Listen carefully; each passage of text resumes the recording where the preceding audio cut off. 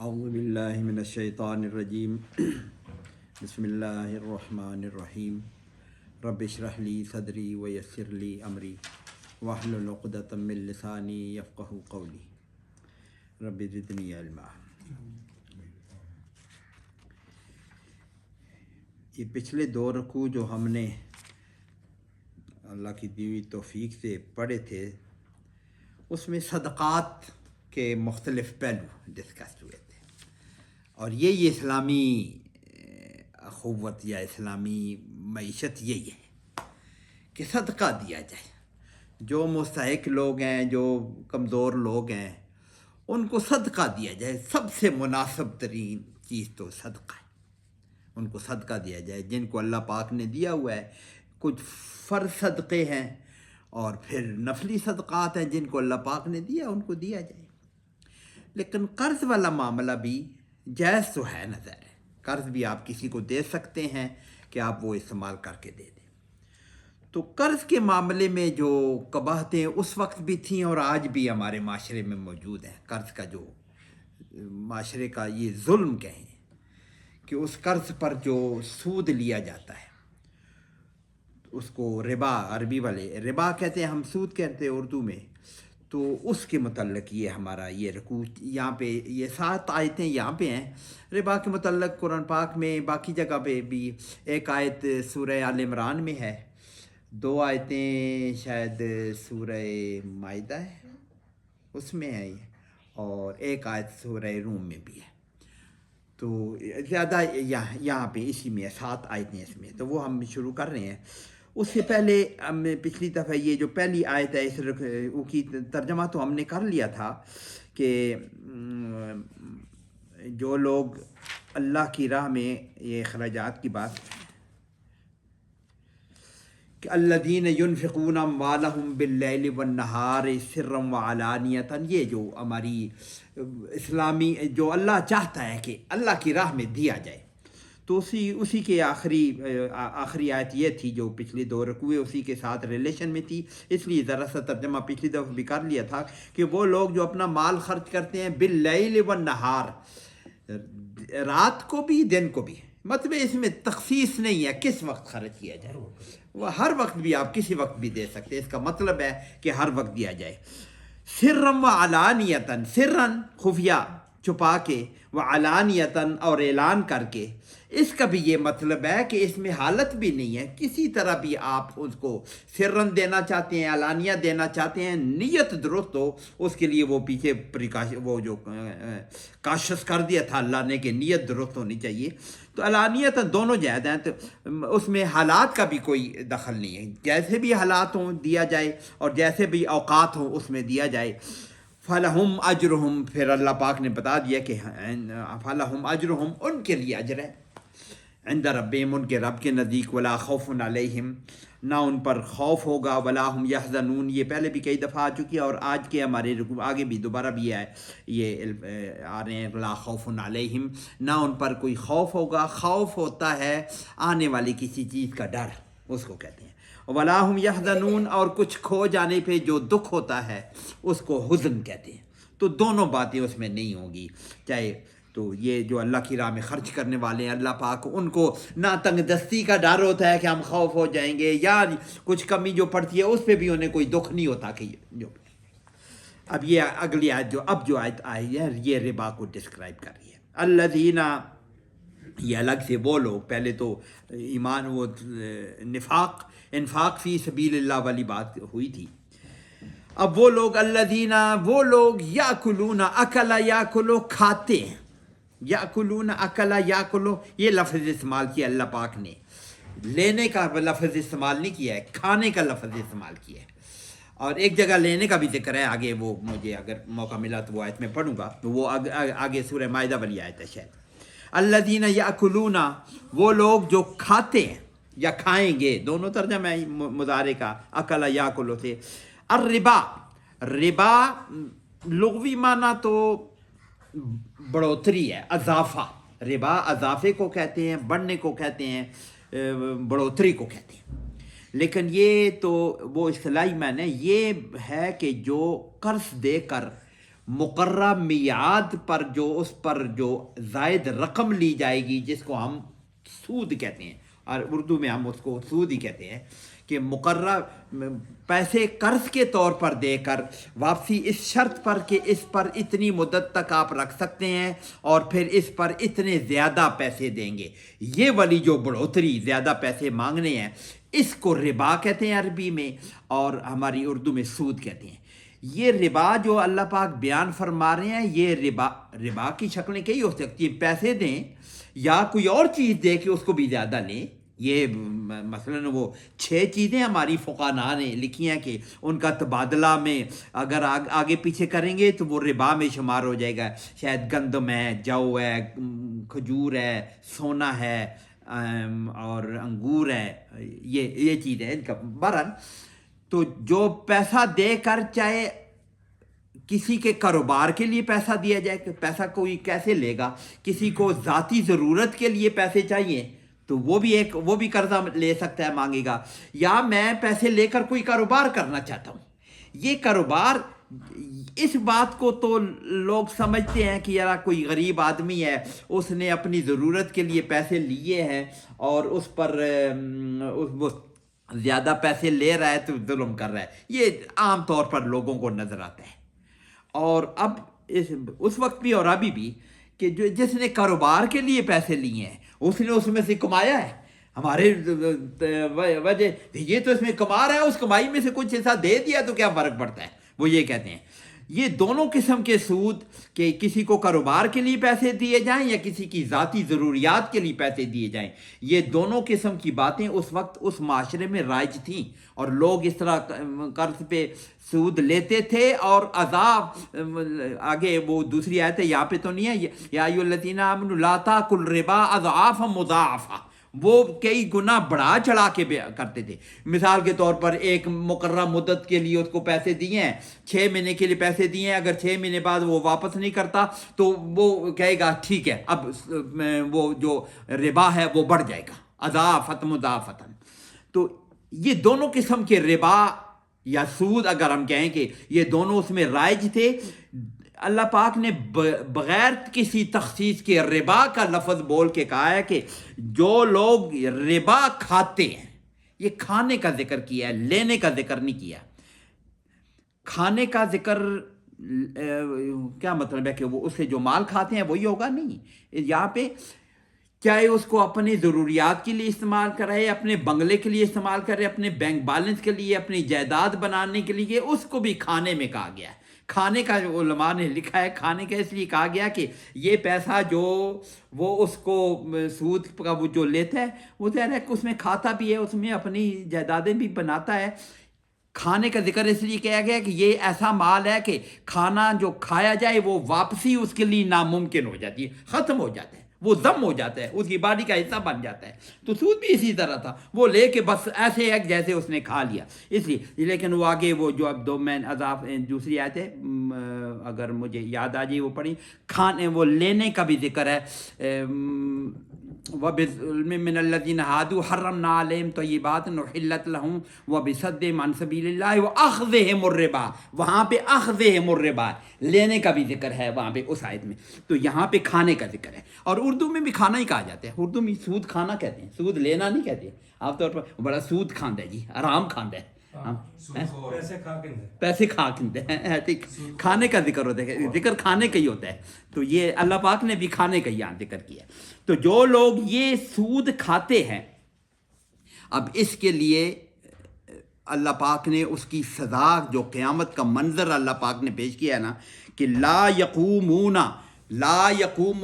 نہیں کھڑے، قام کھڑے ہونا، یقومون وہ کھڑے ہوں گے یا کھڑے ہوتے ہیں، کھڑے ہوں گے یہاں پہ ترجمہ کریں، کیونکہ یہ قیامت کا منظر ہے کہ وہ قیامت کے دن نہیں اٹھیں گے، نہیں کھڑے ہوں گے، نہیں اٹھیں گے، الا سوائے اس کے کما یقوم الذی، جیسے کھڑا ہوتا ہے وہ شخص، کما یقوم قام یقوم، جیسے کھڑا ہوتا ہے وہ شخص، یتخبطہ الشیطان من المس، یتخبطہ، یہ دیوار، یہ خبتی بنا، خبتی اردو میں لفظ استعمال ہوتا ہے، وہ خبتی ہے۔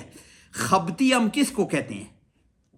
پاگل کو نہیں کہتے، یہ بھی پاگل نہیں ہے، پاگل کو نہیں ہم خبتی کہتے، خبتی اس کو کہتے ہیں کہ ایک ہم ہندکوں میں ایک بندے کی ایک ہوڑ ہوتی ہے، آپ اس کو کچھ بھی کہیں وہ اپنی ایک اس کا ایک مائنڈ سیٹ ہے ادھر ہی جائے گا، چاہے کچھ بھی ہو جائے کہ اس کو اس چیز کا خبط ہے، ہم اردو میں ایسے ہی بولتے ہیں نا۔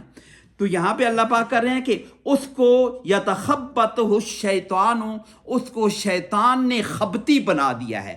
مخبوط الحواس بھی اردو میں ہم لفظ کرتے ہیں، مخبوط الحواس، مخبوط الحواس پاگل نہیں ہوتا، اس کا ایک ضد ہوتی ہے ایک طرف چلنے کی، وہ کسی بات کو اس کو اور کچھ سمجھ ہی نہیں آتی، obsession جس کو کہیں۔ تو یتخبطہ الشیطان من المس، اس مس چھو کو کہتے ہیں، پہلے بھی ہم نے چھو کو کہنے ہیں، ہم کہیں کہ لپٹ کر، شیطان نے لپٹ کر اس کو خبتی بنا دیا ہے، اس کو مخبوط یہاں کیا لکھا ہوا ہے، اسے دیوانہ کر دیا ہے۔ یہ دیوانگی ایسی ہے جیسے کہ ایک وہ باز نہیں آتا، اس کا ایک مائنڈ سیٹ ہے، اس سے آگے پیچھے نہیں ہوتا، اس کو اس کا خبط ہوتا ہے۔ یہ دنیا میں بھی جو سود کھانے والا لینے والا جو جس کا یہ کاروبار یہی ہوتا ہے سود کھانے کا، اس کو کچھ نظر نہیں آتا کہ یہ میں جس غریب آدمی کو پیسے دے رہا ہوں، اس سے یہ فالتو پیسے لے رہا ہوں، اس کو اس کی کوئی غرض نہیں ہوتی، وہ ہر ظلم کرنے کے لیے تیار ہوتا ہے، اس کا ایک ہی خبط ہے کہ میں نے پیسے دیے ہیں اور میں نے اس سے زیادہ پیسے لینی ہے، بڑھا کے لینے، اور ایسے ایسے بڑھا کے لیتے ہیں۔ آپ فلموں میں ڈراموں میں مختلف دیکھتے رہتے ہیں کہ پیسے تھوڑے سے لیے تھے، ہمارے اردو ڈراموں میں بھی ایسے آتے ہیں، پیسے تھوڑے سے لیے تھے، اس سے دگنے بھی واپس کر چکتا ہے کہ وہ راس المال، ان کا اوریجنل مال ختم نہیں ہوتا جو قرض اس نے لیا ہوتا تھا۔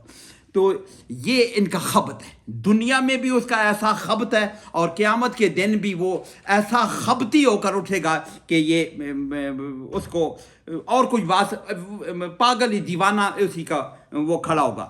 لیکن یہ خبط کا ذکر اس لیے کیا ہے کہ جو خبتی ہوتا ہے وہ بے ہوش نہیں ہوتا، شیطان نے مس کر کے اس کی ذہنی حالت اپنے قابضے میں کر لی، وہ بے ہوش نہیں ہے، اس کو تکلیف کا احساس ہوتا ہے، وہاں پہ خبتی ہو کے دیوانہ ہو جائے، بے ہوش ہو جائے تو پھر وہاں پہ کوئی احساس نہیں ہوگا اس کو تکلیف کا، نہ، وہ وہاں کھڑا ہوگا، اس کی ہوش و حواس ادروائز ٹھیک ہوں گے، لیکن اس کو سزا جو دی جائے گی نا اس کو پھر تو وہ خبتی ہے۔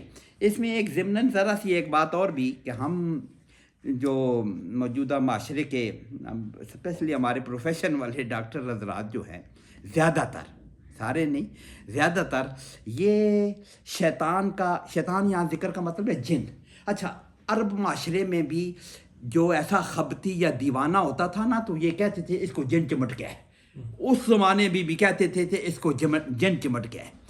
اب تو ہمارے سائنس والے عام طور پر اسپیشلی ہمارے پروفیشن والے یہ جن وین کو نہیں، کون سا جن چمٹتا ہے انسان کے ساتھ، کوئی نہیں، یہ بتا رہی ہے کہ جن چمٹتا ہے، یہ اللہ پاک کہہ رہے ہیں نا، یہ اللہ پاک کہہ رہے ہیں کہ ایسے ہو گیا جیسے اس کو جن چمٹ گیا ہو، اس کا مطلب ہے کہ جن چمٹنے والی بات حق ہے، اللہ پاک خود بیان کر رہے ہیں، یہ بات حق ہے، جن چمٹ کے اس کے اثرات ذہن پر اثر کر سکتا ہے۔ اب جیسے شیطان نے یا جن نے اس کو چمٹ کر اس کو خبتی بنا دیا ہے، اس کا مطلب ہے اللہ پاک اس کو انڈورس کر رہے ہیں اس بات کو کہ یہ جن چمٹ کر اس کے حواس پہ قبضہ کر سکتا ہے، تو یہ ایسے ہے۔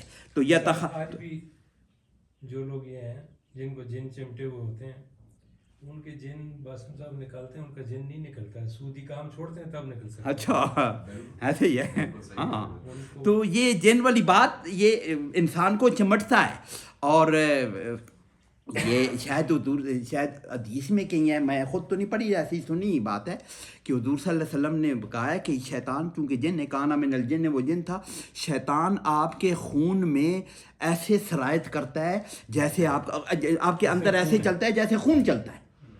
تو یہ چونکہ آگ سے پیدا کیا گیا ہے، اور وَخَلَقَ الْجَانَّ مِن مَّارِجٍ مِّن نَار، یہ کہا گیا ہے کہ اس شعلے کا اوپر والا حصہ جو نظر نہیں آتا، شعلے کا اوپر والا حصہ جو ہم نے سائنس میں پڑھا تھا نا، موم بتی کے شعلے کے 4 حصہ ہوتا ہے، سب سے زیادہ کمپلیٹ کمبسشن جہاں ہوتی ہے وہ حصہ نظر نہیں آتا، تو شیطان جن بھی نظر نہیں آتے، لیکن وہ آلموسٹ پوری گیسیس فارم ہوتی ہے، تو گیس تو ہماری بلڈ میں سرکولیٹ کرتی ہے، ہماری آکسیجن سرکولیٹ کرتی ہے، کاربن ڈائی آکسائڈ گیسز تو سرکولیٹ کرتے ہیں۔ تو اس طرح شاید جنوں کے بھی ماہیت یا ان کی تخلیق ایسی ہے کہ وہ ہمارے خون میں گردش کر سکتے ہیں، ایسے ہے۔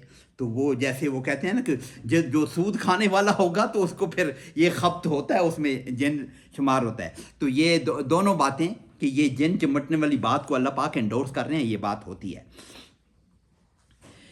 اور یہ بات، یہ والی سزا جو ہے، یہ سزا ان کو ذالکا، یہ بات اس لیے ہوئی ہے کہ اس کو یہ خبتی اس لیے ذالکا بیانہم، یہ اس لیے ہے کہ بیانہم، کیونکہ ان لوگوں نے قالو، انہوں نے کہا، کہ یہ سود کھانے والوں لوگوں نے کہا انما البیع مثل الربا، انما اس کے علاوہ کچھ نہیں ہے، انما ترجمہ ہم کرتے رہتے ہیں، اس کے علاوہ کہ بے شک بیع جو ہے، بیع تجارت کو کہتے ہیں، خرید و فروخت کو کہتے ہیں. بیع اردو میں بھی استعمال کرتے ہیں، بیع نامہ اردو میں بیع لکھ کے دینا، بیع خرید و فروخت. انما البیع مثل الربا، انہوں نے کہا کیا یہ سود کھانے والے، انما البیع مثل الربا، کہ یہ تجارت بھی تو سود کی طرح ہے. اچھا یہ خاص بات ہے، تجارت سود کی طرح ہے. انہوں نے یہ نہیں کہا کہ یہ سود بھی تو تجارت کی طرح ہے. انہوں نے یہ کیوں کہا کہ تجارت سود کی طرح ہے؟ کہ تجارت میں بھی بندہ پیسہ لگاتا ہے، اس میں منافع آتا ہے تو وہ جائز ہے، اس میں منافع آتا ہے. لیکن ہم سود والا بھی کہتا ہے کہ ہم بھی پیسے خرچ کر رہے ہیں تو اس میں منافع آتا ہے، یہ کیوں نہ جائز ہے؟ انہوں نے اس لیے ان کو مثل کہا ہے کہ دونوں ایک جیسے ہیں. لیکن انہوں نے انما البیع مثل الربا، انہوں نے یہ کیوں کہا کہ سود بھی تجارت کی طرح ہے؟ یہ نہیں کہا کہ تجارت بھی سود کی طرح ہے.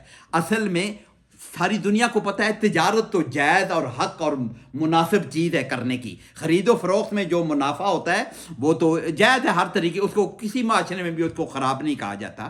تو اس لیے وہ کہہ رہے ہیں کہ اس کو تو سارا معاشرہ ٹھیک کہتا ہے تو سود کو کیوں نہیں ٹھیک کہتا ہے. وہ اس لیے انہوں نے کہا ہے کہ یہ تجارت جو تجارت کر رہے ہیں وہ بھی تو یہی ہے. وہ یہ کہہ رہے ہیں کہ اس کو بھی آرام کہو نا، وہ یہ کہنا چاہتے ہیں اس کو بھی آرام کہو. اگر سود کو تم خراب کہتے ہو تو تجارت کو بھی خراب کہو. یعنی وہ اس جائز کام پہ بھی وہ استہزاء کر رہے ہیں، اس کا مذاق اڑا رہے ہیں جائز کام کو بھی. اس لحاظ سے بیع کو وہ ٹھیک سمجھیں، وہ سود کو وہ درست ماننے کے لیے. تو قالو، یہ بات ان کے ساتھ اس لیے ہوئی ہے کہ انہوں نے یہ کلمہ کفر ہے یہ والا، کیونکہ آگے بیان آ رہا ہے یہ والا کلمہ جو بولنا ہے نا کہ یہ اسی طرح ہے، یہ کلمہ کفر ہے. کیونکہ آگے اللہ وَأَحَلَّ اللَّهُ الْبَيْعَ وَحَرَّمَ الرِّبَا، جبکہ حالت یہ ہے کہ یہ دونوں چیزیں برابر کیسے ہو سکتی ہیں جب اللہ نے ایکسپریس کمانڈ دے دی احل اللہ البیع وحرم الربا. جب احل اللہ، احل حلال کرنا، احل اللہ اللہ نے حلال کر دیا، البیع یہ خرید و فروخت کو، تجارت کو، یہ اللہ پاک نے حلال کیا ہوا ہے. وحرم الربا، اور ربا کو اللہ پاک نے حرام قرار دے دیا ہے. یہاں اس سے پہلے وہ یہ نہیں پتہ کہ وہ مجھے بھی نہیں میرے علم میں کہ وہ جو یا ایھا الذین آمنوا لا تاکلوا الربا اضعافا مضاعفۃ جو آل عمران والی جو آیت ہے، پتہ نہیں وہ پہلے اتری ہے یا یہ پہلے اتری ہے، آئی ڈونٹ نو. لیکن یہاں تو ذکر ایسے شروع ہوا ہے نا کہ یہ اللہ نے اس کو پہلے سے منع کیا ہوا ہے. لگتا ہے ایسے ہی ہے نا کہ جو سود کھا رہے ہیں وہ غلط کر رہے ہیں. کیوں کر رہے ہو؟ اللہ نے حرام کیا ہوا ہے.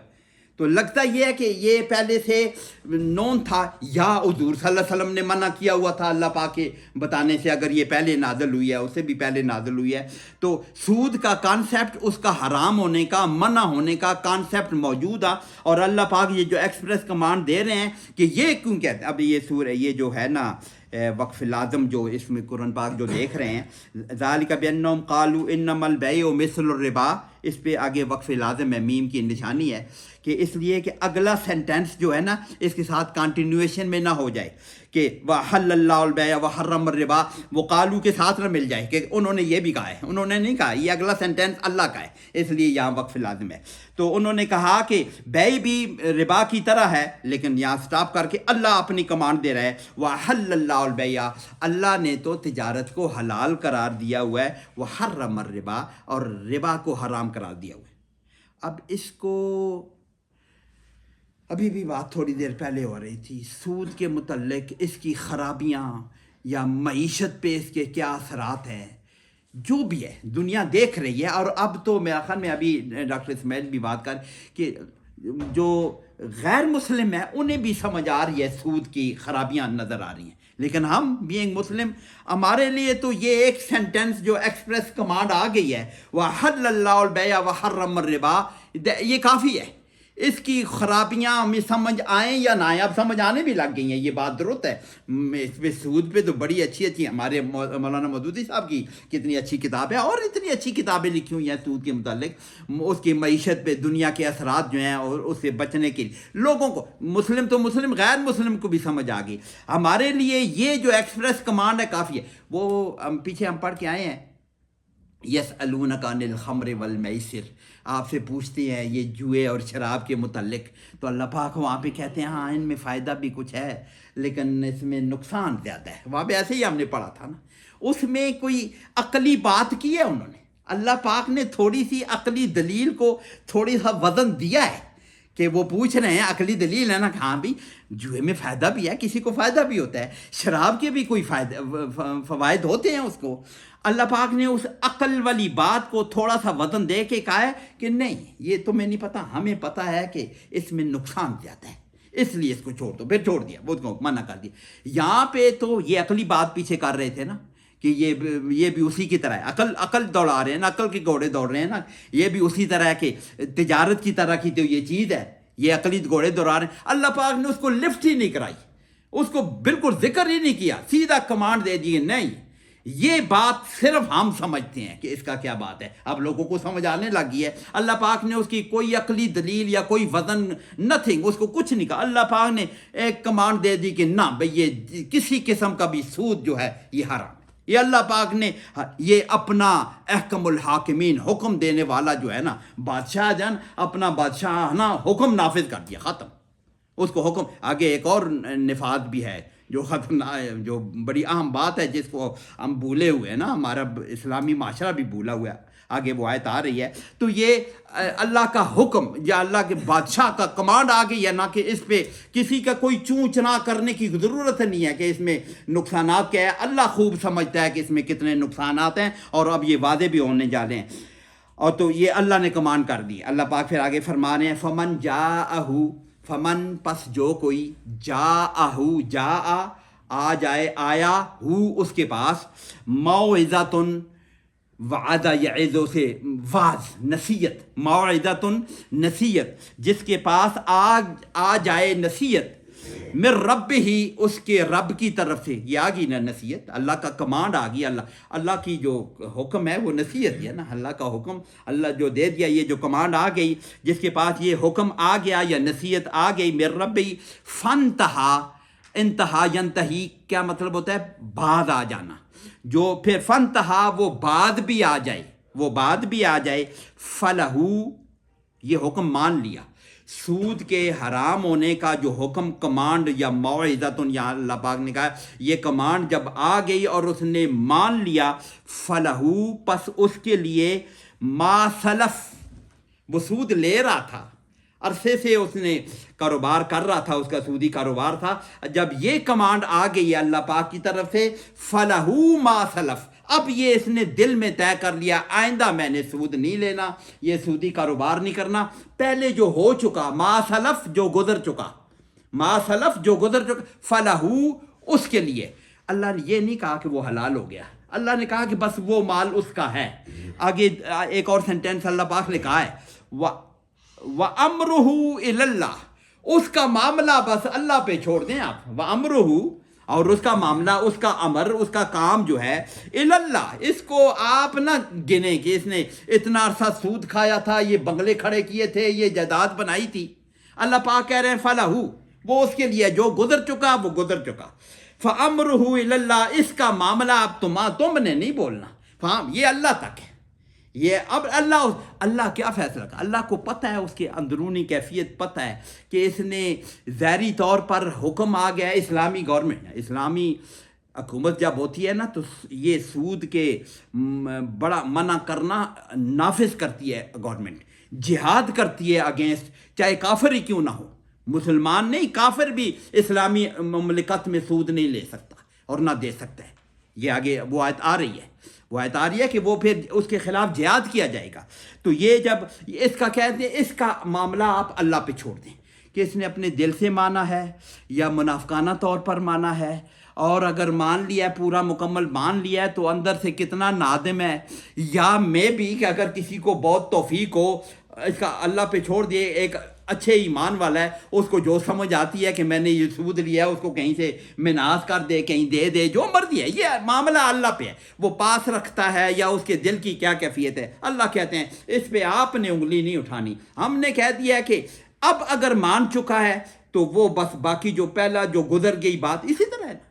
یہ تو ایسے جو کتنے گناہ کے کام ہیں، وہ 2 بہنوں سے شادیاں جو کیا کرتے تھے پہلے، یا اپنے متبنہ سے شادی نہیں کرتے تھے، مثال کے طور پر، جو بھی پہلے جو ہو چکا سو ہو چکا۔ اس آیت میں حرمت علیکم وہ جو اس میں ہے کہ اس میں بھی ہے جو گزر چکا وہ تو گزر چکا ہے نا، تو جو گزر چکا وہ گزر چکا اس میں۔ اب اس کے بعد اس کا معاملہ کیا ہے؟ تو گزرے ہوئے معاملے کا بات ہے، فَأَمْرُهُ إِلَى اللَّهِ، اس کو اللہ پہ چھوڑ دو، اس کا معاملہ اللہ پہ ہے۔ وَمَنْ عَادَ، یہ موعظۃ آنے کے بعد، اچھا ایک بات ذرا سی یہ ابھی پڑھتے ہوئے، فمن جاءہ موعظۃ من ربی، کہ فمن جاءہ موعظۃ، ذرا سا عربی کی وہ مجھے میں اٹک گیا تھا پڑھتے ہوئے۔ فمن جاء کا مطلب ہوتا ہے وہ آ گیا، موعظۃ تو مؤنث ہے، آ گئی کیوں نہیں کہا؟ حالانکہ قرآن پاک میں ہے نا، قد جاءتکم موعظۃ من ربکم، وہ قرآن پاک ہے، قد جاءتکم موعظۃ، اور جگہ پہ ہے آپ کے پاس یہ موعظہ آ گئی، یہاں پہ آ گیا ہے، یہ دونوں طریقے سے جائز ہے۔ یہ جو موعظۃ ہے نا، اس کو عربی گرامر جنہوں نے تھوڑی بہت پڑھی ہوئی ہے، یہ ہے مؤنث غیر حقیقی۔ مؤنث غیر حقیقی ہو تو اس کے ساتھ اس کا ورب مذکر بھی لگ سکتا ہے، مؤنث بھی لگ سکتا ہے۔ تو یہ جاءتکم، وہ تو قرآن پاک میں ہے، جاءتکم موعظۃ من ربکم، قرآن پاک کو کہا گیا ہے، وہ جاءت بھی کہا ہوا ہے، یہاں پہ جاء بھی کہا ہوا ہے۔ تو یہ بات عربی گرامر کے حساب سے، اور کیونکہ عام طور پر کہتے ہیں نا کہ یہ مؤنث ہے تو مؤنث فعل استعمال ہوا ہے، یہ مؤنث یہاں پہ مؤنث بھی استعمال ہو سکتا ہے، مذکر جاءت بھی ٹھیک ہے، قرآن پاک نے استعمال کیا ہے، جاء بھی ٹھیک ہے، یہاں پہ استعمال ہوا ہے، یہ عربی گرامر کے حساب سے۔ ومن عاد، جس نے اعادہ کیا، دوبارہ یہ کام کیا، یہ یعنی سود لینے والا معاملہ اس نے ختم نہ کیا، پھر اللہ پاک کا یہ ایکسپریس کمانڈ یہ دیکھ لیں، فاولئک اصحاب النار، ترجمہ واضح ہے، فاولئک، پس وہ اصحاب النار دوزخ والے ہیں، آگ والے ہیں۔ آگ والے تو کوئی بھی گناہ کرے گا وہ آگ والے ہوگا، آگ والا ہوگا، وہ دوزخی ہوگا، دوزخی کہیں گے، اصحاب النار وہ دوزخی ہے، آسان ترجمہ، وہ صاحب دوزخ ہے، دوزخ والا ہے۔ اگلی جو بات لکھے، ہم فیہا خالدون، اس میں دوزخ میں ہمیشہ رہے گا۔ یہ سود لینے والا یہ گناہ ہے نا، گناہ کبیرہ ہے، اس کو ہم گناہ کبیرہ ہی کہتے ہیں، گناہ کبیرہ ہے، گناہ کبیرہ پہ دوزخ واجب ہوتی ہے، دوزخ ہے، سزا ہے، لیکن خالدون والی بات نہیں ہے۔ خالدون والی بات اس میں دوسری وجہ سے ہے، سود لینا گناہ کبیرہ ہے۔ آگے ایک اور اگلی آیت میں بھی یہ سینٹنس دوبارہ آئے گا، یہی حوالہ دوبارہ آئے گا، سود لینا گناہ کبیرہ ہے، لیکن یہ کہنا کہ سود بھی بے کی طرح ہے، حرام نہیں ہے، یہ کفر ہے۔ تو کفر تو ہمیشہ دوزخ میں ہے۔ جو یہ بات سود لیتا ہو وہ باغی ہوگا، سود لیتا ہے، اگر سمجھتا ہے حرام ہے لیکن سود پھر بھی لیتا ہے تو وہ اسلامی حکومت کا باغی ہے، وہ باغی ہے نا، مانتا ہے کہ یہ کمانڈ ٹھیک ہے، یہ درست ہے، یہ حرام ہے، لیکن پھر بھی لے لے تو اسلام کا باغی ہے نا۔ تو باغی کا بھی معاملہ پھر اس کا مال نہیں چلے گا، اس کے خلاف جہاد ہوگا۔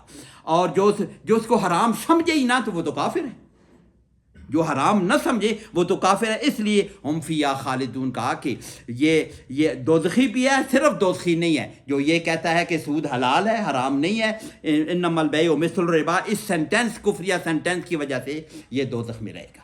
تو یہ اللہ پاک نے اس کا، تو جو یہ اعادہ کرے گا دوبارہ، یہ کمانڈ آن جانے کے بعد بھی سود کو حرام نہیں سمجھے گا اور سود لیتا رہے گا، تو وہ اصحاب النار بھی ہے اور خالدون بھی ہے، ہمیشہ سے دوزخ میں رہنے والا ہے۔ اگلی آیت میں اس سود کے متعلق اللہ پاک جو پیچھے 2 رکوع ہم پڑھ کے آئے ہیں، پہلے جیسے کہا کہ اسلامی معیشت تو صدقات پر ہے، بہترین نظام جو ہے نا صدقات والا ہے، کہ آپ اپنے معاشرے میں آپ کو اللہ پاک نے زیادہ دیا ہے. زکوٰۃ والا نظام بھی اتنا خوبصورت نظام ہے. ہمارے جو معیشت کے ایکسپرٹ ہیں وہ کہتے ہیں نا کہ سارے لوگ اگر ٹھیک طرح زکوٰۃ دینے والے بن جائیں تو ہماری معیشت درست ہو سکتی ہے. معیشت درست ہو سکتی ہے, سارا پورا معاشرہ درست ہو سکتا ہے. تو جو وہ صدقات والا نظام ہے, تو یہ جو سود والا نظام ہے اللہ پاک اس کو فرما رہے ہیں یمحق اللہ الربا. محقا یمحقو کا مطلب ہوتا ہے مٹانا, بے برکت کر دینا, فضول کر دینا, اس کو رگڑ دینا, ختم کر دینا. یمحق اللہ الربا, اللہ مٹاتا ہے. یمحقو محقا یمحقو, محقا یمحقو مٹاتا ہے اللہ الربا, ربا کو اللہ مٹاتا ہے, اس کو دباتا ہے, اس کو ختم کرتا ہے, اس کی برکت کو ختم کرتا ہے. وَيُرْبِ الصَّدَقَاتِ, یوربی یہ بھی لفظ وہی ہے, ربا والا لفظ ہے. رب بھی اسی سے ہے, پالنا. پالنے والا کون سا ہوتا ہے؟ جو اللہ بڑا کر رہا ہے کسی کو, اس کو پال رہا ہے نا. تو یہ اس لیے کہا کہ ویسے تو ربا کا مطلب ہوتا ہے بڑھوتری, لیکن یہ وہ تو لغوی معنی ہے نا, لیکن ہمارے اصطلاحی معنی جو عربی میں ہے اس کو سود کہتے ہیں, ہمارے سود کہتے ہیں. تو ویسے یہ یوربی اس کو پالتا ہے, اس کو بڑھاتا ہے. الصدقات, صدقات کو اللہ پاک بڑھاتا ہے اور سود کو مٹاتا ہے. ظاہری طور پر تو ہمیں ایسا نہیں لگتا, ہمیں لگتا یہ ہے کہ سود لیں گے تو پیسے بڑھیں گے, ہمیں تو یہی لگتا ہے نا. اور پیچھے بھی ہم پڑھ کے آگے ہیں, صدقات دیں گے تو پیسے کم ہوتے ہوئے نظر آتے ہیں, نظر اپرنٹلی یہ آتا ہے. لیکن اللہ پاک کمانڈ دے رہا ہے کہ نہیں, ایسا معاملہ نہیں ہے. اور جن کو جو ٹھیک ہے آخرت کے حساب سے بھی اگر ہم مان لیں, مسلمان تو آخرت کے حساب سے مان لیتے ہیں. دنیا میں اگر صدقات کا دنیاوی فائدہ نہ بھی ملے تو ایمان والا جو خوش ہوتا ہے کہ مجھے تو وہاں پہ ملے گا, کیونکہ وہ الذین مثل الذین ینفقون اموالہم یبتغون مرضات اللہ, پیچھے ہم نے پڑھا ہے نا. اللہ کی رضا کے لیے جب خرچ کیا جا رہا ہے تو دنیا کا تو معاملہ ہی گول ہو جاتا ہے نا, وہ تو ختم ہو جائے. اس کا تو کانسیپٹ ہی مومن کے پاس نہیں رہتا کہ دنیا میں بھی میں صدقہ دوں گا کہ دنیا میں مجھے اس کا اجر ملے گا. اجر کے دنیا کے اجر کے لیے تو مومن صدقہ نہیں کرتا, وہ تو آخرت کی مرضات اللہ, اللہ کی رضا کے لیے خرچہ کرتا ہے نا.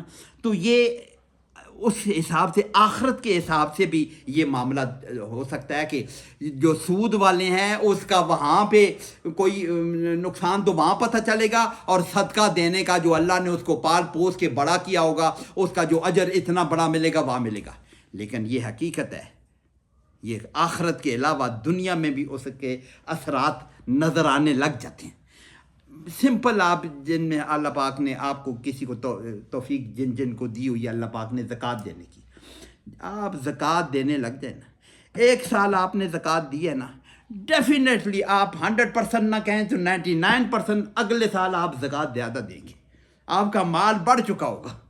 تو یہ یورب صدقات, وہ تو صدقہ اس طرح کا ہے کہ وہ تو واجب صدقہ ہے. اس طرح کوئی بھی صدقہ کیا جائے اللہ پاک اس کو بڑھوتری دیتے ہیں, اس کو بڑھوتری دیتے ہیں. لیکن مومن کا نظر تو آخرت پر ہوتی ہے, وہ والی بڑھوتری, لیکن دنیا میں بھی بڑھوتری دی. اور سود والا بھی نظام اپرنٹلی شاید نظر تو ہمیں یہ آتا ہے کہ یہ سود کا کاروبار کر رہا ہے, بڑا پیسے کما رہا ہے, کروڑوں روپے دے رہے ہیں لوگ, کما رہے ہیں, بینک والے ہیں, سود کی معیشت چل رہی ہے.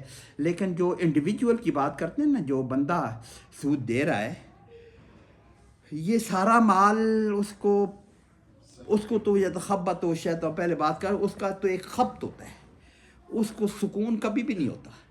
اس کے پاس 1 کروڑ روپے ہے نا, تو وہ چاہے گا کہ یہ 1.5 کروڑ 2 کروڑ 1 ارب 2 ارب. آپ دیکھیں نا ہمارے جو بڑے لوگ ہیں, دیر از نو لمٹ. یہ جو ہوس ہے نا مال کی, یہ ربا والا جو سود کے کاروبار کرنے والا ہے, اس میں مال کی ہوس تو شاید سب سے زیادہ ہے کہ اتنے غریب لوگوں کو بھی ظلم کر کے ان سے وہ لے رہا ہوتا ہے. تجارت والوں کو چھوڑو, جو غریب لوگوں کو دے کے جو وہ پتہ نہیں آپ میں سے مشتاق احمد یوسفی کو پڑھتے ہیں, اس میں انڈیا میں اس کو جو سودی کاروبار کرنے والے, زیادہ تر ہمارے پٹھان بھائی جا کے انڈیا میں آباد ہوئے تھے, سودی کاروبار کرنے والے, اس کو کابلی والا کہتے تھے. وہ یوسفی نے میں نے ٹھیک ہے کابلی والا, تو وہ خان کو ایک آدمی کابلی والا کہہ دیتا ہے تو اس پہ بہت غصہ ہو جاتا ہے. تو یہ جو سود کا کام کرنے والے لوگ ہیں یہ بڑے ظالم لوگ ہوتے ہیں. اس کو وہ اس کہ وہ ان کا مال بڑھ رہا ہوتا ہے. آپ تصور کر سکتے ہیں کہ یہ مال آدمی کس لیے بڑھاتا ہے؟ آدمی اس لیے بڑھاتا ہے کہ مجھے راحت، سکون، چین ملے دنیا میں. دنیا کا مال تو اسی لیے ہوتا ہے. تو جس کو یہ خبت ہو نا مال کو یوں ظلم سے بھی جائز ناجائز ہر طریقے سے مال جمع کرنے کا، جس کو خبت ہو، یہ خبتی لفظ ہم بولتے رہے، خبت ہو، اس کو کہاں کا راحت، کہاں کا چین، اس کو سکون تو نہیں ملتا.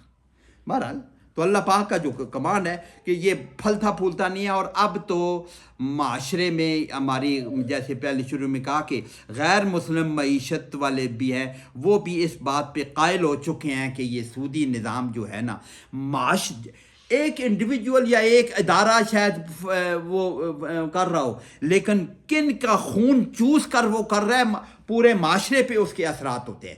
وہ تقی کیا اپنے معرف القرآن والوں نے، شفیع صاحب نے، انہوں نے کہا کہ یہ تو ایسے ہے کہ آپ معاشرے میں دیکھیں کہ یہ سود کھانے والا تو بڑا موٹا تازہ ہے، بڑا اچھا ہے. اچھا ہمیں تو اپیرنٹلی لگتا ہے یہ پھل پھول رہا ہے، اس کی دنیا بھی بنگلے کھڑے کیے ہوئے اپیرنٹلی لگتا ہے.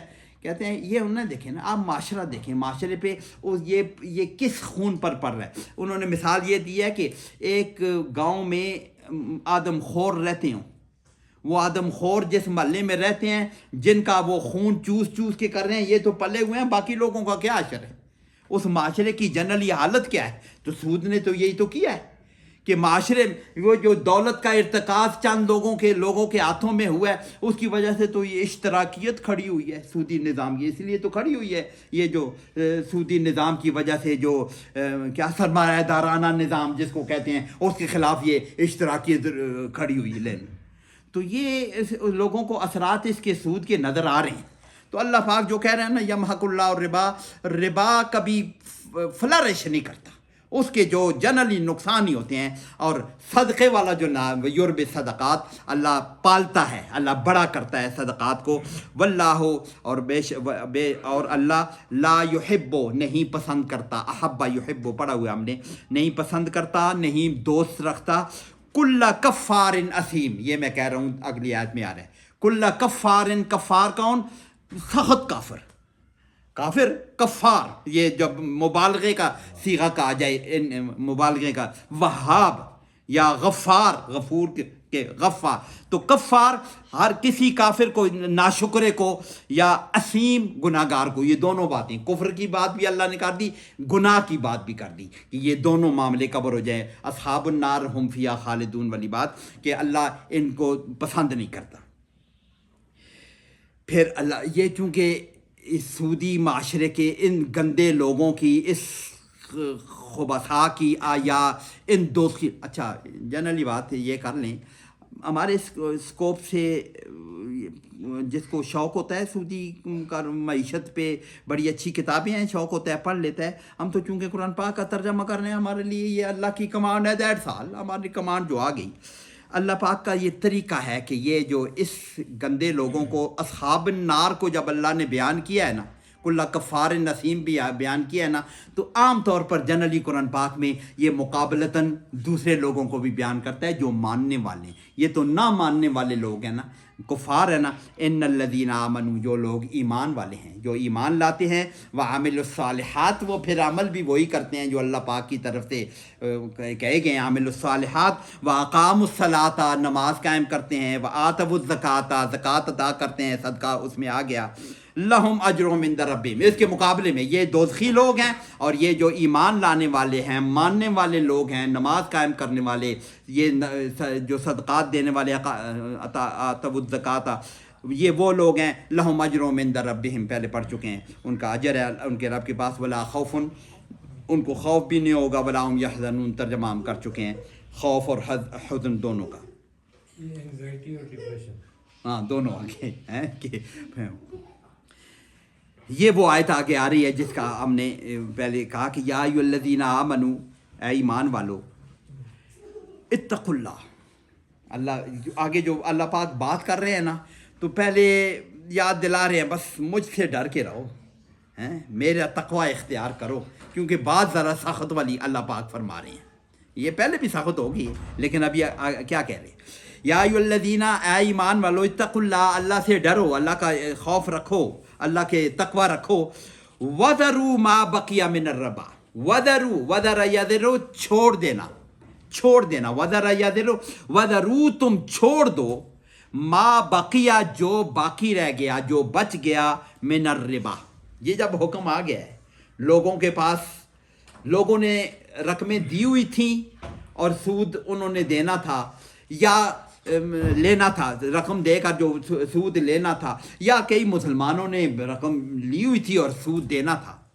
یہ مومنوں کو اللہ پاک خطاب کر رہے ہیں کہ یا ایھا الذین آمنو، جو سود بچ گیا ہے نا اب تک جو ہو چکا سو فلہ ما سلف، ہم پڑھ کے آگے، اب تک جو ہو چکا، اب جو سود کسی کے ذمے رہ گیا ہے یا دوسرے کے ذمے رہ گیا، دونوں طرف مومن ہے اگر، تو اس کو وَذَرُوا مَا بَقِیَ مِنَ الرِّبَا، جو بچ گیا ہے اس کو ادھر ہی چھوڑ دو، جس کا جتنا ہے اتنا ہی چھوڑ دو. یہ شاید فتح مکہ کے موقع پر شاید یہ آیت نازل ہوئی تھی. اس وقت حضور صلی اللہ علیہ وسلم نے اس کی تشریح کے لیے یہی آیت ہے شاید، ہاں یہی دو آیتیں ہیں شاید. حضور صلی اللہ علیہ وسلم نے وَذَرُوا مَا بَقِیَ مِنَ الرِّبَا کو ایسے کیا کہ سب سے پہلے حضور صلی اللہ علیہ وسلم کے چچا عباس جو تھے، یہ ذرا تکڑے تھے، انہوں نے بہت سے لوگوں کو رقمیں دی ہوئی تھیں اور لاکھوں کا سود ان کو آنا تھا ان کافروں سے، کافروں کو بھی دی ہوئی تھی نا جو مسلمان نہیں ہوئے تھے. شاید بنو مخزوم و بنی ثقیف کا معاملہ ایسا تھا، بنو مخزوم مسلمان ہو گئے تھے اور بنو ثقیف والے ابھی مسلمان نہیں ہوئے تھے. وہ بنو ثقیف والے زیادہ طائف میں آباد تھے، وہ مسلمان نہیں ہوئے تھے، تو ان کا آپس میں معاملہ تھا، ایسا تھا. بنو مخزوم والوں نے تو مان لیا کہ ہم سود لیں گے بھی نہیں اور دیں گے بھی نہیں، لیں گے نہیں، وہ تو بنو ثقیف سے اگر معاملہ تھا وہ تو مان لیں گے چلو ہم سود نہیں لیتے، لیکن ہم دیں گے بھی نہیں. ان سے جو پیسے لیے ہوئے تھے یہ کہتے ہیں کہ وہ کہتے ہیں کہ ہمیں دو، وہ تو مسلمان نہیں ہوئے تھے نا. تو یہ جب اسلامی حکم نافذ ہو جائے گا نا، پھر یہ آگے اللہ پاک بیان کر رہے ہیں اس کو کہ اس کو چھوڑا نہیں جائے گا. یہ طے ہو گیا کہ غیر مسلم ہے، مسلمان بھی چھوڑیں گے، کافر بھی چھوڑیں گے. وَذَرُوا مَا بَقِیَ، اور اس میں حضرت حضور صلی اللہ علیہ وسلم کے چچا عباس کا بہت زیادہ سود لوگوں پر چڑھا ہوا تھا. حضور صلی اللہ علیہ وسلم نے وہ ایکسپریس کمانڈ کے ذریعے سے کہ وہ سود بالکل معاف ہو گیا. حضرت عباس وہ کافر ہیں یا مسلمان ہیں، کافروں کے پاس بھی ان کا پیسہ تھا، حضور صلی اللہ علیہ وسلم نے اس کو چھوڑ دیا. تو ما بقیہ من الربا ان کنتم مؤمنین، یہ اگر تم مومن ہو نا پھر اس کو چھوڑنا پڑے گا. یہ اگلی آیت جو اسی کے ساتھ ہی ہے، فَإِن لَمْ تَفْعَلُوا، یہ دونوں کنٹینیوس ہے نا. فَإِن لَمْ تَفْعَلُوا، اگر ایسا نہیں کرو گے، یہ جو سود تم نے چھوڑنا والا معاملہ نہیں کرو گے، فَأْذَنُوا بِحَرْبٍ مِّنَ اللَّهِ، فَأْذَنُوا، پس سن لو، خبردار ہو جو، اذن کان کو کہتے ہیں نا، تم یہ بات سن لو، خبردار ہو جو، فَأْذَنُوا، یہ بات سن رکھو، بحرب من، یہ تیار ہو جاؤ، یا کیا اس کا ترجمہ کچھ یہاں کیا کیا ہوا ہے، جنگ کرنے کے لیے اللہ اور اس کے رسول. فَأْذَنُوا بِحَرْبٍ مِّنَ اللَّهِ، پس تم تیار ہو جاؤ اللہ سے جنگ کرنے کے لیے، وَرَسُولِهِ، اور اس کے رسول سے. تو کیا مطلب، اللہ سے جنگ کرنا تو الگ بات ہے نا، وَرَسُولِهِ، رسول کا بھی ذکر کیا ہوا ہے کہ یہاں پہ یہ اس کا معاملہ حضور صلی اللہ علیہ وسلم طے کریں گے، وہ لڑیں گے اسے جنگ کے لیے. اللہ کی جنگ تو اب اللہ تو سامنے نہیں آتا، رسول جنگ کرے گا نا. وَرَسُولِهِ، اللہ سے جنگ کے لیے تیار ہو جاؤ، رسول سے جنگ کے لیے تیار ہو جائے کہ یہ معاملہ رسول حاکم ہے، حاکم وقت ہے، اس وقت ان کی حکم ان کا چلے گا، ظاہر اسٹیٹ ان کی ہے. یہ پھر ہمارے مسلم سٹیٹ میں جہاں پہ اسلامی قانون نافذ ہوگا اس پہ مسلمان تو سود نہ دیں گے نہ لیں گے، کافر بھی جو ہیں وہ یہ سودی کاروبار نہیں کریں گے، جو یہ بات نہیں کریں گے. فَأْذَنُوا بِحَرْبٍ مِّنَ اللَّهِ وَرَسُولِهِ، اس پر تم اللہ کے ساتھ اور رسول کے ساتھ جنگ.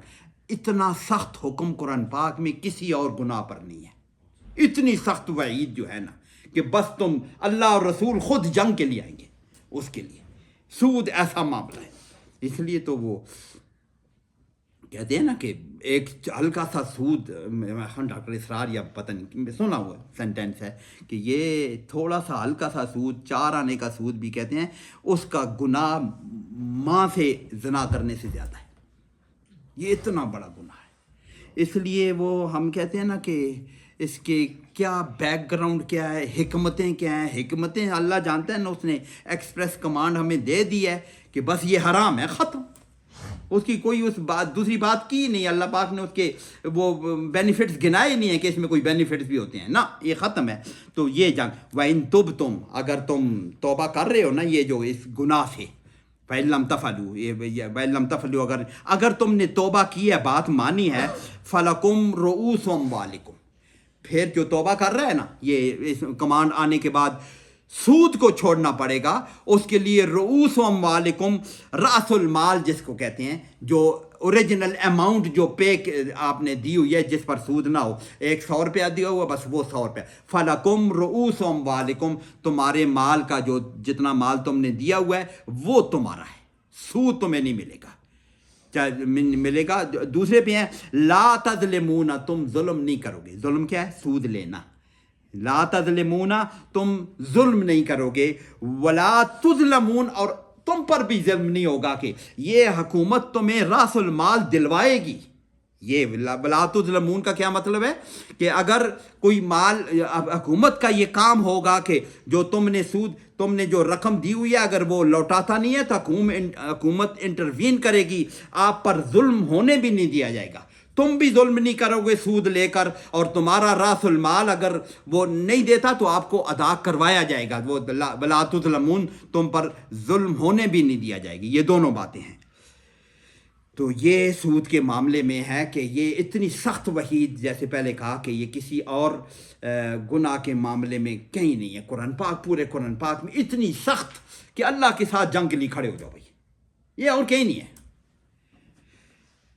تو سود والا معاملہ اتنا ہے. تو یہ پھر اللہ پاک تو چاہتا ہے صدقات والا نظام, پچھلے 2 رکوع ہم پڑھ کے آ جائیں, خالص اللہ کی رضا کے لیے صدقات دیے جائیں. اس کے دنیا میں اثرات بھی ہوتے ہیں, لیکن مومن جو صدقہ دے گا دنیا کے اثرات کے لیے نہیں دے گا, وہ مرضات اللہ کی رضا کے لیے دے گا. اور اسی سلسلے میں ایک اگلی آیت اللہ پاک بیان فرما رہے ہیں, وَإِن كَانَ ذُو عُسْرَةٍ, سود ہوتا ہے قرض پر, اور جس کو آپ نے قرض دیا ہوا ہے, یہی معاملہ تیار ہوا ہے, سود تو آپ نے چھوڑ دیا, قرض اس کا باقی ہے. وَإِن كَانَ ذُو عُسْرَةٍ, اگر وہ جو آپ کا مقروض ہے, جس کو آپ نے مدیون شاید اس کو بولتے ہیں, جس کو آپ نے وہ قرض دیا ہوا ہے, ذو عُسْرَةٍ, ذو زادی ہم نے پڑھا ہوا ہے, والا, صاحب, ذو الحشمت, کیا کہتے ہیں, ذوالجلال, ہاں جلال والا, ذو عسرتن, عسرت اردو میں استعمال ہوتا ہے, عسرت تنگ دستی, ناداری. اگر وہ آپ کا مقروض جو ہے عسرت والا ہے یا تنگ دست ہے یا غبار ہے, فنظرتن, ناظرہ ینظر سے شاید ہم نے کہیں لفظ پڑھا ہے مہلت دینا, فنظرتن, پر اس کے لیے مہلت ہے. نظرتن کا مطلب اس کے لیے مہلت ہے. یہ حکم ہے. وَإِن كَانَ ذُو عُسْرَةٍ فَنَظِرَةٌ, اس کو حکم کہا گیا ہے کہ یہ اللہ پاک کی طرف سے کمانڈ ہے کہ اس کو مہلت دو. یہاں کہ تو مہلت دینی چاہیے, ترجمہ تو یہاں لکھا ہوا ہے, لیکن کہیں پڑھا ہے کہ اس کو مہلت دو. الا میسرہ, میسر کہتے ہیں نا, عسر اور یسر پڑھا ہوا ہے نا, ان مع العسر یسرا, ہے نا, وہ دعا ہے کہ رب یسر ولا تعسر وتمم, یسر الا میسرہ, اس کی سہولت تک, جب تک اس کی خوشحالی نہ ہو جائے اس وقت تک اس کو مہلت دو. یہ اگر کمانڈ نہیں ہے تو اللہ کا اپنی پسند تو بتا رہے ہیں نا. Wish of the boss is the order of the boss کہتے ہیں نا اردو میں. میسر آنا یہ بھی اسی کے ساتھ کرتے ہیں نا, میسر آنا, میسر, ہاں آسانی سے ایک چیز مل جانا نا, یہی مطلب ہے. میسر آنا اسی سے ہے, یاسین راج یہی اس کا ہوتا ہے. الا میسرہ, جب تک اس کو میسر نہ آ جائے, اس کی آسانی نہ مل جائے, مطلب ٹھیک ہے, اس کو مال میسر نہ ہو جائے, آپ یوں ترجمہ بھی کر لیں, میسرہ, اس کو مال میسر نہ ہو جائے تب تک اس کو مہلت دیں. یہ اللہ پاک کا کہا ہے. اور اللہ پاک پھر واپس پچھلے 2 رکوعوں کی طرف جا رہے ہیں. وَأَن تَصَدَّقُوا, اگر تم صدقہ کر دو, کیا مطلب ہے, یہ جو اس کو معافی کر دو نا, غریب آدمی ہے. وَأَن تَصَدَّقُوا, اگر تم معافی کر دو, خیر لکم, یہ بہت بہتر ہے. ان کنتم تعلمون, اگر تم علم رکھتے ہو, جانتے ہو, تو یہ معاف کر دینا تمہارے لیے لے لینے سے بھی بہتر ہے. ان کنتم تعلمون, اگر تمہیں یہ علم رکھتے ہو. تو اس پہ ایک حدیث بھی ہے. حضور صلی اللہ علیہ وسلم کے زمانے میں ایک آدمی کا قرضہ تھا, تو وہ نہیں ادا کر سکتا تھا, تو سود تو ختم ہو گیا، لیکن وہ راس المال بھی ادا کرنے کے قابل نہیں تھا۔ ایسی روایت ہے کہ حضور صلی اللہ علیہ وسلم نے صحابہ کو کہا کہ اس کی مدد کرو، اپنے بھائی کی مدد کرو، تو کچھ صحابہ نے اس کو مدد کی جس کی جتنی توفیق تھی، پھر بھی اس کو دے دیا، اور پھر جو قرض وہ تھا جس کو پیسے دینے تھے نا، اس کو حضور صلی اللہ علیہ وسلم نے یہ پیسے دیے، اور باقی بھی پیسے بچتے تھے، تو اس نے کہا، حضور صلی اللہ علیہ وسلم نے اس کو کہا کہ بس یہ دے سکتا ہے، اس سے مزید گنجائش نہیں ہے۔ حضور نے اس کو کہا تم اس کو معاف کر دو، ایک قسم کا کہا اس کو معاف کر دو، اللہ معاف کر دیا۔ صحابہ تو حضور صلی اللہ علیہ وسلم کی بات مانتے تھے، لیکن اس سے بات یہ نکلتی ہے کہ وہ اگر نہیں دینے کے قابل تو اس پہ سختی نہیں کی جائے گی۔ وہ قرض دینے والا کہے نہیں میرے پیسے تو دینے ہی دینے ہیں، حکومت انٹروین کرے گی، اس کو دیکھے گی۔ یہ نہیں ہے کہ اس کا گھر کرکی کرو یا اس کا مال، اس کے جسم کے کپڑے بیچو، یہ نہیں ہونے دے گی گورنمنٹ یہ نہیں ہونے دے گی، اس کو منع کرے گی۔ تم معاف کر سکتے تو کرو، نہیں تو انتظار کرو، اتنا کم از کم گورنمنٹ کرے گی۔ یہ گورنمنٹ اس میں انٹروین کرے گی، اس میں اگر وہ دینے کے قابل نہیں ہے تو پھر اسلامی گورنمنٹ اس کو روکے گی اس کو۔ تو وان تصدقوا، اگر تم معافی کر دو تو خیر لکم، یہ تو بہت بہتر ہے، ان کنتم تعلمون۔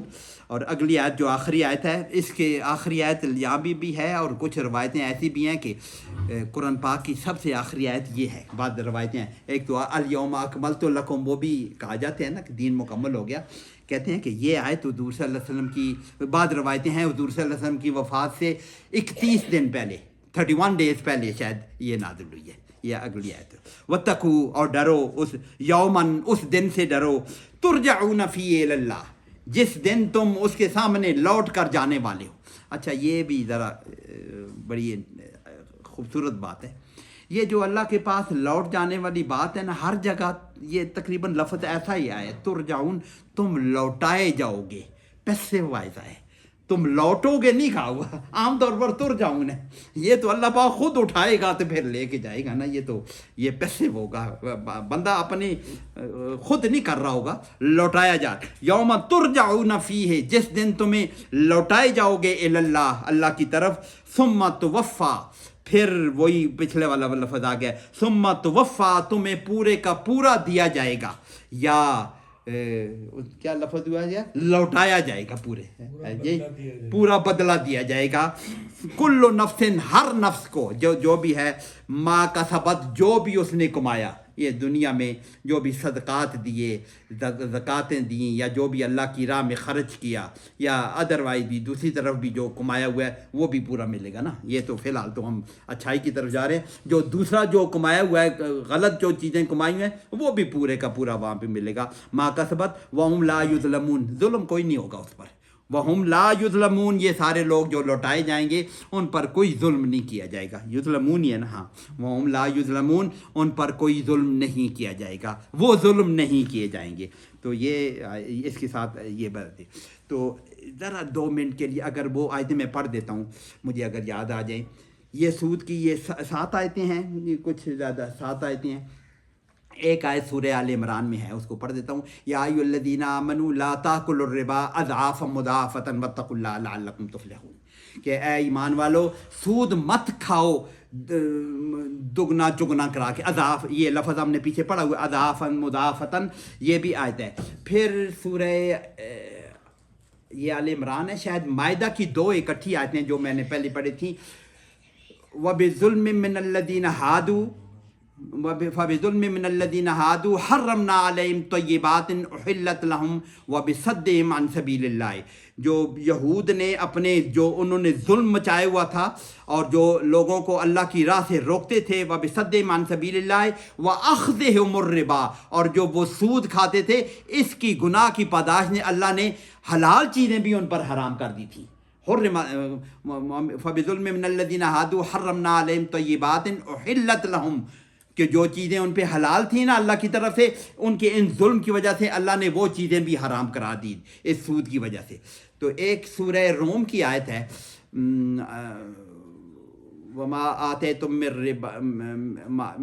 ربا لیربو فی اموال الناس فلا یربو عند اللہ، جو تم مال دو گے کہ وہ مال لوگوں کے مال میں مل کر بڑھ جائے گا، فلا یربو عند اللہ، وہ اللہ وہ بڑھتا نہیں ہے۔